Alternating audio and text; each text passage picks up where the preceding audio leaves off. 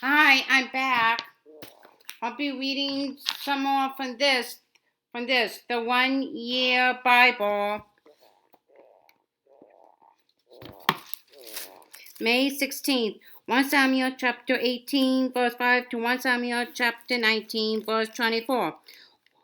Whatever Saul sent him to do, David did it so successfully. The Saul gave him a high rank in the army. This pleased all the people and Saul's officers as well. When the men were returning home after David had killed the Philistine, the woman came out from all the towns of Israel to meet King Saul with singing and dancing, with joyful songs and with tambourines and lutes. As they danced, they sang, Saul has slain his thousands, and David his tens of thousands. Saul was very angry. This refrain galled him. They have credited David with tens of thousands. He thought, but me, with only thousands, with on, with only thousands. What more can he get but the kingdom?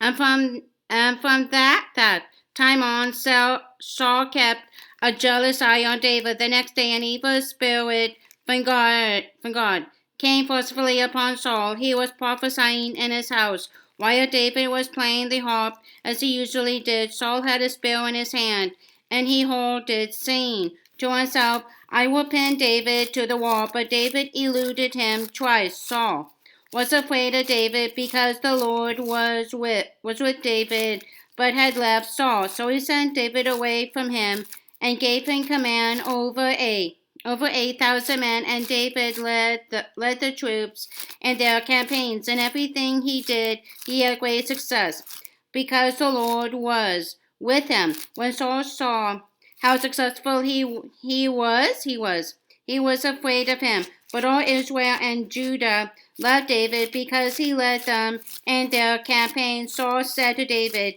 Here is my older daughter, Merab. I will give her to you in marriage. I will give her to you in marriage. Only serve me bravely and fight the battles of the Lord.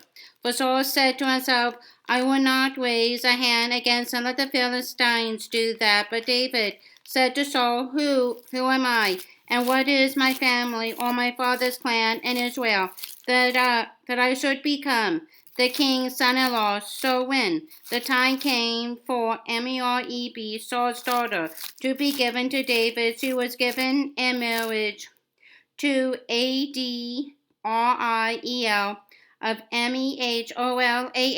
Now Saul's daughter Michal was in love with David, and when they told Saul about it, he was pleased. I will give her to him, he thought, so that she may be a snare to him, and so that the hand of the Philistines may be against them. So Saul said to David, Now you have now you have a second opportunity to become my son-in-law. Then Saul ordered his attendants, speak to David privately and say, Look, the king is pleased with you, and his attendants are like you. Now become his son-in-law. They repeated these words to David. But David said, Do you think it is a small matter to become the king's son-in-law? I'm only a poor man and little known. When Saul's servants told him what David had said, Saul replied, Say to David, the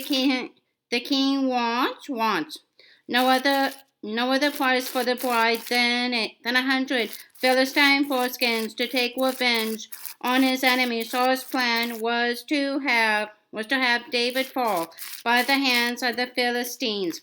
When the attendants told David these things, he was pleased to become the king's son-in-law. So before the allotted time elapsed, David and his men went out and killed 200 Philistines. He brought their foreskins and presented the full number to the king, so that he might become the king's son-in-law. Then Saul gave him his daughter Michal in marriage.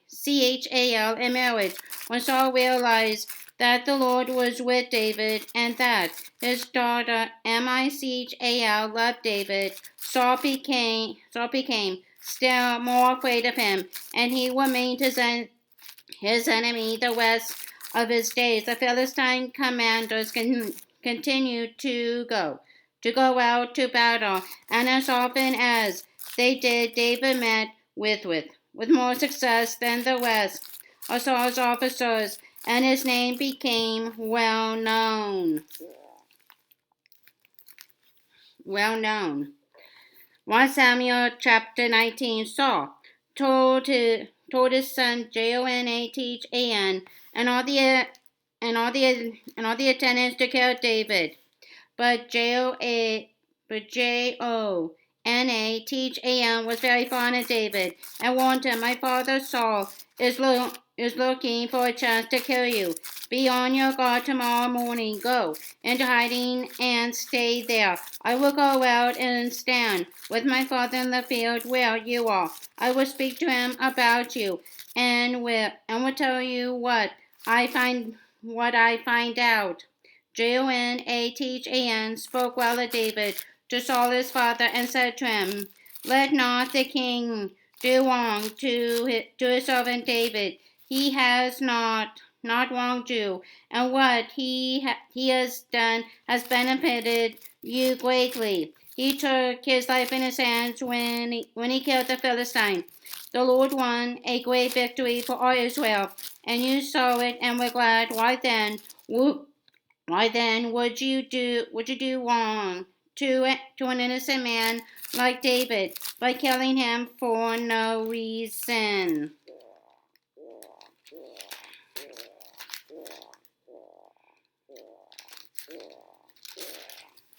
For no reason. Saul listened to Jonathan and took this oath: "As surely as the Lord lives, David will not be put to death." So Jonathan called David and told him the whole conversation. He brought unto Saul, and David was with Saul as before. Once more war broke out, and David went out and fought the Philistines. He struck them with such force that they fled before him. But an evil spirit from the Lord came upon Saul as he was sitting in his house with his spear in his hand. While David was playing the harp, Saul tried to pin him to the wall with his spear, but David eluded him as Saul drove the spear into the wall. That night David made good his escape. Saul sent men to David's house to watch it and to kill him in the morning. But Michal, David's wife, warned him, "If you don't run for your life tonight, tomorrow you will be killed." So Michal let David down through a window, and he fled and escaped. Then Michal took an idol and laid it on the bed, covered it with a garment, and putting some goat's hair at the head. When Saul sent the men to capture David, Michal said, "He is ill." Then Saul sent the men back to see David and told him, bring him up to me in his bed, so that I may kill him." But when the men entered, there was the idol in the bed, and at the head was some goat's hair. Saul said to Michal, "Why did you deceive me like this and send my enemy away so that he escaped?" Michal told him, "He said to me, 'Let me get away. Why should I kill you?'" When David had fled and made his escape, he went to Samuel at Ramah and told him all that Saul had done to him. Then he and Samuel went to Naioth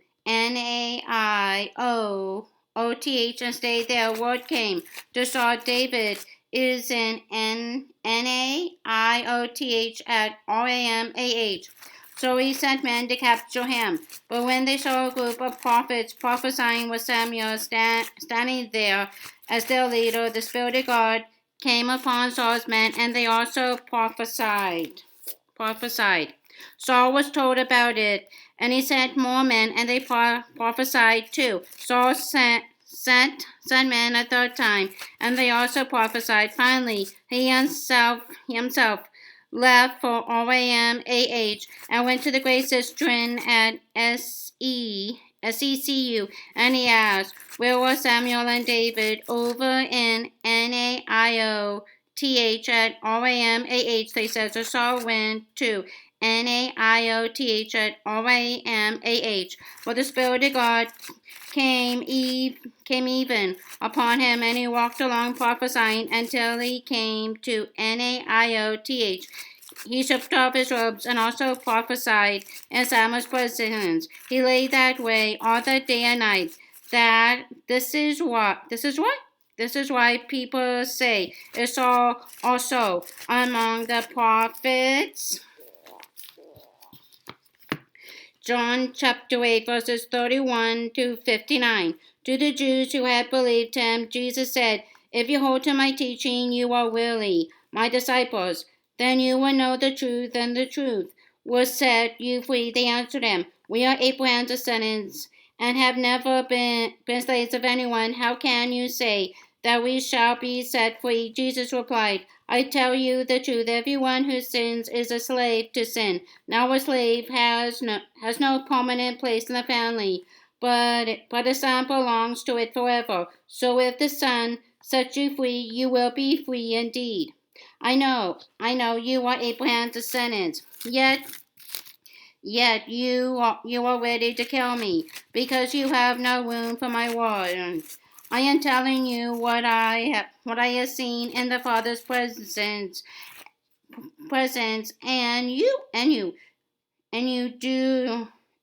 what you have heard from your father. Abraham is our father," they answered. "If you were Abraham's children," said Jesus, "then you would do the things Abraham did. As it is, you are determined minded to kill me, a man who has told you the truth that I heard from God. Abraham did not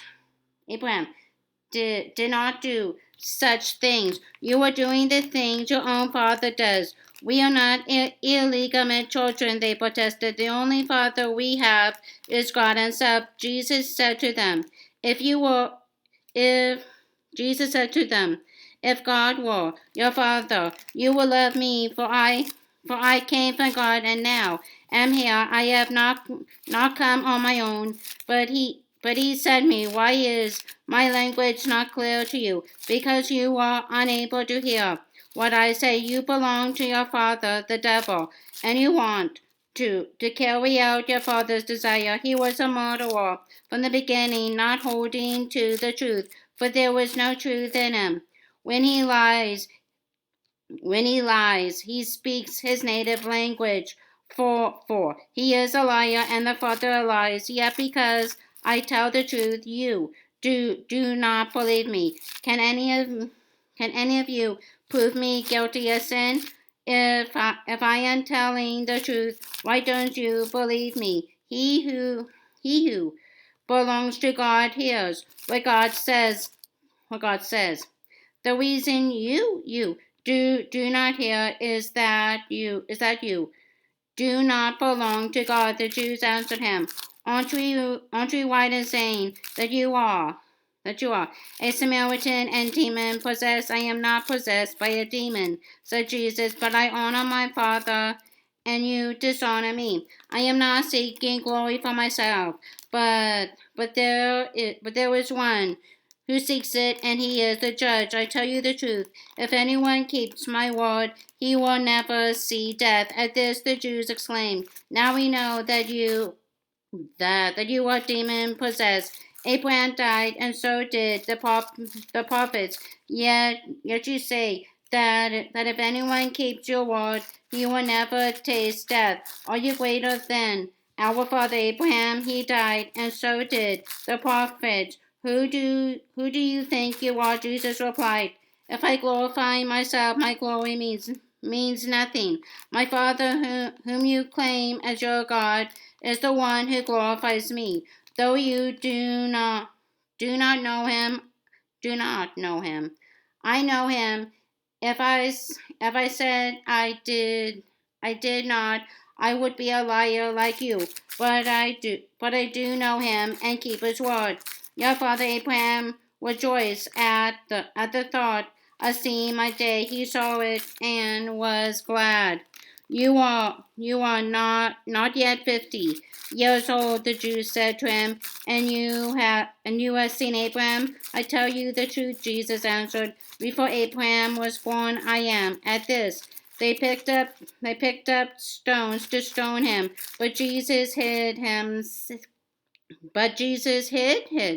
himself, slipping away from the temple grounds. Psalm chapter 112, verses 1 to 10. Praise the Lord. Blessed is the man who fears the Lord, who finds great delight in his commands. His children will be mighty in the land. The generation of the upright will be blessed. Wealth and riches are in his house, and his righteousness endures forever. Even in darkness, light dawns for the upright, for the gracious and compassionate and righteous man. God will come to him who is generous and lends freely, who conducts his affairs with justice. Surely he will never be shaken. A righteous man will be remembered forever. He will have no fear of bad news. His heart is steadfast, trusting in the Lord. His heart is secure. He will have no fear. In the end, he will look in triumph on his foes. He has scattered abroad his gifts to the poor. His righteousness endures forever. His horn will be lifted high in honor.